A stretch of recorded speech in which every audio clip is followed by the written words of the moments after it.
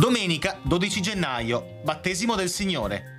È il 12° giorno dall'inizio dell'anno, ne mancano 353 al termine. Il sole sorge alle 7:48 e tramonta alle 16:50. La luna si leva alle 14:55 e tramonta alle 6:56.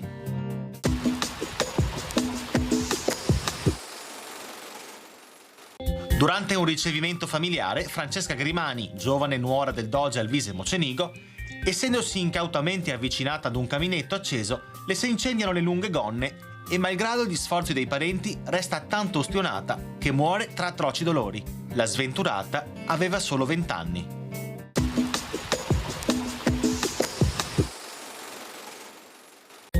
Le previsioni per domani.